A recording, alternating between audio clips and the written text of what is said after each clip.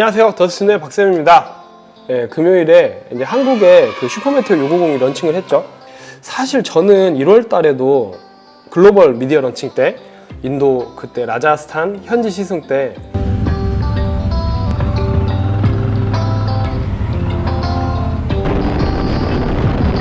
우리나라에서 지금 현재 슈퍼메테오 650을 많이 경험해본 사람들 아마 5손가락 안에는 들어가지 않을까.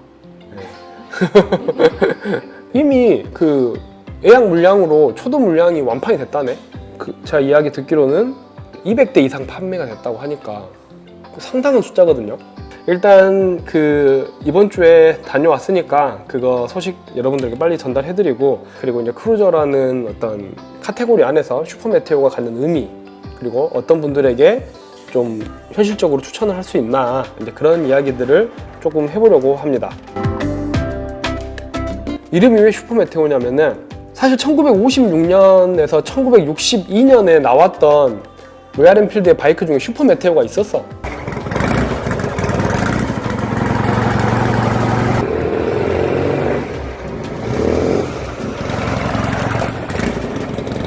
그 슈퍼메테오 700이란 바이크는 지금 우리가 봤을 때 그냥 스타일로 보면 크루저 장르는 아니었지.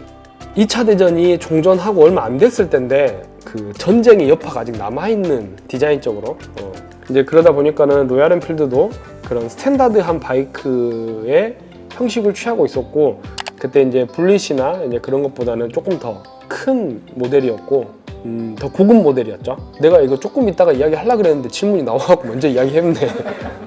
아니 근데 뭐 어쩔 수 없지 뭐.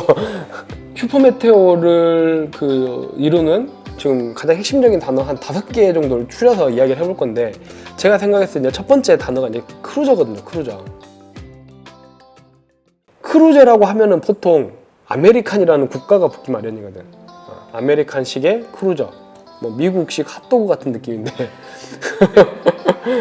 그 크루저라는 장르는 당연히 크루징을 잘해야 크루저죠. 이 바이크가 가지고 있는 감각이 풍요로움, 그리고 좀 여유롭고 느긋한 그런 필링, 가볍고 경쾌하게 만들면 재밌게 만들기는 쉬워요. 여유있게 움직이는 바이크를 재밌게 만들기는 굉장히 어렵거든요. 근데 크루저 장르는 그 어려운 걸 해내야 되는 장르인 거죠. 사실 이 크루저라는 장르에서 할리 데이비스는 뭔가 난공불락의 요새 같은 느낌이죠.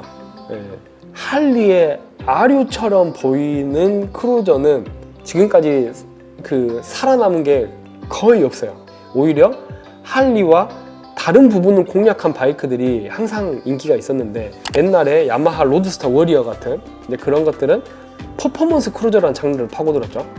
크루저에서 할리 외의 브랜드가 성공하려고 하면 그 성공 방정식이 있었단 말이지. 그러면 이제 그 성공 방정식에 대입해 봤을 때 그럼 성공 확률이 있는가라고 생각하면 저는 매우 높다라고 점치고 싶어요. 로얄 엔필드의 슈퍼메테오는 어떤 식으로 지금 크루저를 공략했냐, 적당한 클래식과 적당한 가격, 그리고 적당한 퍼포먼스. 지금 사실 이 적당한이라는 게 원래 할리에 있긴 있었지, 스포스터라고. 근데 이제 스포스터가 순행으로 바뀌면서 이미 적당하지 않아져 버렸어요. 가격도 뭐 넘사로 가버렸고 모든 부분에서 적당하지 않아져 버렸어요. 그 슈퍼메테오가 스포츠터를 대체할 수 있다 이런 느낌은 아니지만은 우리가 신차로 구입할 수 있는 크루저 중에서 가장 적당하다라는 글자가 어울리는 바이크가 슈퍼메테오인 것 같아요. 저는 그래서 이 슈퍼메테오의 가능성을 굉장히 높게, 성공 가능성을 굉장히 높게 점치고 있습니다.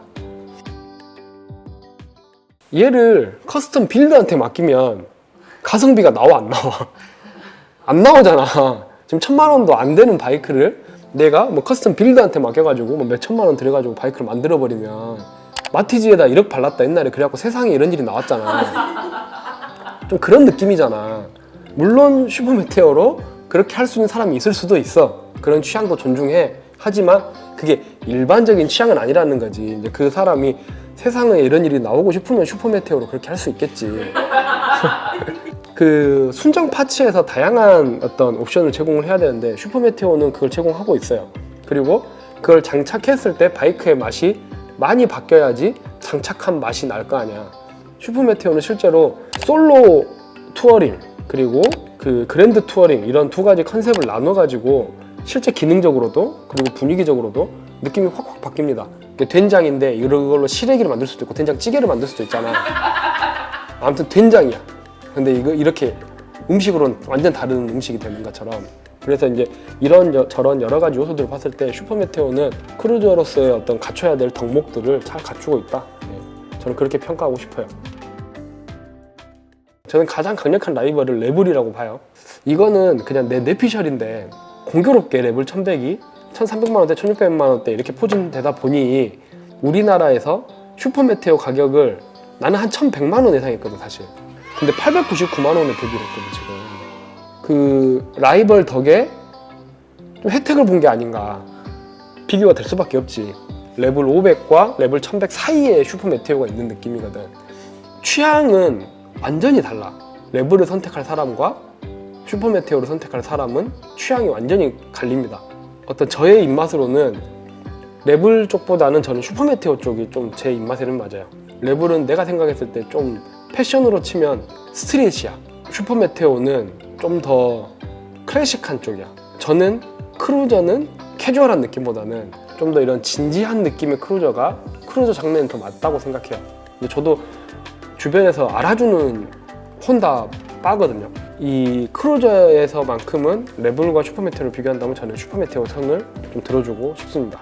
로얄 엔필드에서 슈퍼메테오 650이 플래그십이란 말이죠. 플래그십. 가장 비싼 폭스바겐이라는 브랜드 알아? 이 폭스바겐은 어떤 수식어가 붙거든? 그게 국민차야. 뭐 거기에서 조금 더 대중적인 차들이 사랑받았기 때문에 국민차라고 했을 건데 그 폭스바겐에서도 고급차를 만들려는 시도가 있었지.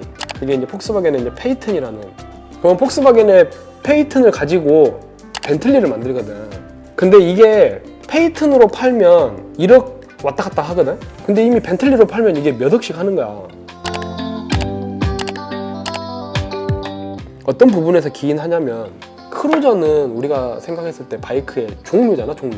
크루저를 모터사이클을 좋아하는 사람도 그렇지만 모터사이클을 타지 않는 사람들이 크루저를 등급이라고 인식하는 경우가 있어. 크루저는 고급 바이크다. 이걸 하나의 장르로 보는 게 아니고 수준으로 보는 거지, 수준으로. 그렇게 생각하지 말자. 크루저는 장르로서 충분히 사랑받을 만한 매력적인 바이크고 로얄 엔필드에서 정통 크루저에 가까운 바이크가 지금 슈퍼메테오 650이거든. 그러니까 할리 데이비슨을 타고 싶은 사람은 할리를 탈 것이고 뭐 레블을 타고 싶은 사람은 레블을 타겠지. 그 크루저라는 형식의 바이크를 타고 싶은 사람들은 슈퍼메테오 650을 일단 한번 후보에 넣어볼 가치는 있다. 저는 좀 그런 말씀을 한번 드려보고 싶어요. 내가 이거를 보고 좀 놀랐는데 그 3년의 무한이더라고. 나는 그러면 솔직히 뽕 뽑을 것 같거든. 여기에서 더 좀 놀랬던 게 뭐였냐면 바이크 트러블로 고장이 나면 전국 어디에서든지 그 바이크가 멈춰있는 대로 픽업을 가준다네. 내가 넘어뜨려가지고 막 박살내고 이걸 픽업해 주라면 안 해주는데 바이크가 고장이 나서 오도가도 못하게 됐어. 그러면 이제 그걸 픽업을 해준대요. 그 브랜드에서도 우리나라가 무슨 코리아 이러고 코리아만 붙으면 욕 엄청 먹잖아. 브랜드에서도 이런 결정을 하는 게 만약에 바이크가 진짜 문제가 많아서 시도 때도 없이 내가 픽업 가야 되고 하면 이 브랜드에서 이걸 어떻게 감당하겠어. 이 서비스를 아예 시도를 못 하는 거지. 근데 이런 결정을 했다는 거는 자기들도 데이터가 있겠지. 로망에 그 한자로 그 발음으로 표기해서 하는 거 있잖아. 이제 그거를 써서 그게 낭만이 됐다고 하더라고요. 크루저를 가장 한 단어로 잘 표현한 단어가 저는 낭만이라고 생각해요. 기존 바이크랑 가장 큰 차별이 있어야 되는 부분도 낭만인 것 같고, 이 바이크에 낭만이 있는가 없는가가 이 바이크는 크루저인가 아닌가를 결정을 짓는, 이 바이크가 엄청 쾌적해불고 다 대불고 막 난리가 나불어. 엄청 좋아가지고 우리가 그런 거에서 낭만을 느끼진 않잖아. 뭔가 낭만이라고 하면은 타는 사람이 불편해도 안고 갈 만큼 어떤 그 활동이 매력적이든 그 바이크가 매력적이든 어떤 다른 요소가 있어야 되는 건데, 그러니까 분명히 사람이 채워야 되는, 라이더가 채워야 되는 부분이 있어요. 이제 저는 그 부분을 좀 낭만이라고 생각하는 것 같아요. 지금 뭐 슈퍼메테오 650을 이야기하고 있지만 슈퍼메테오 650이 아니더라도 크루저 바이크에는 저는 꼭 필요한 부분이 낭만이라고 생각합니다. 바이크를 시작한 지 얼마 안 됐는데 저배기량을 타고 있는 사람, 저배기량에서 넘어갔을 때 뭔가 그 만족감이 매우 높을 것 같아. 모토 캠핑에서 내가 봤을 때 매우 좋거든. 사이드백이랑 그 뒤에 텐덤 시트에 짐 싣고 이런 거가 구조가 좋아가지고 한 200리터 정도는 충분히 적재가 돼요. 200리터로 모토 캠핑을 못한다, 그 사람은 차로 다녀야 돼. 저배기량에서 좀 배기량을 올리고 싶은 분, 우선 첫 번째. 그리고 적당한 출력으로 유유자적하게 모토 캠핑을 즐기고 싶으신 분, 이렇게 두 개의 대상에 한번 좀 추천을 드리고 싶어요. 이상 이번 주 영상이 올라갈 시점으로 보면 지난주겠네요. 지난주에 런칭한 슈퍼메테오 650에 대한 이야기를 좀 여러분들에게 드려봤습니다. 슈퍼메테오 650의 구입을 고려하시는 분들이 이번 영상이 좀 도움이 되셨으면 좋을 것 같아요. 날씨 풀리면은 이제 슈퍼메테오 650 많이 길에서 보일 거예요. 한번 가까이서 좀 봐보시고, 관심이 있으시면 근처 딜러 가서 시승도 좀 해보시고 그러면 좋을 것 같습니다. 상당히 괜찮은 크루저 바이크입니다. 그럼 이상 슈퍼메테오 650 이야기를 여기까지 하도록 하겠습니다. 이번 영상도 시청해주셔서 감사합니다. 지금까지 더스티노의 박쌤이었습니다. 부릉부릉.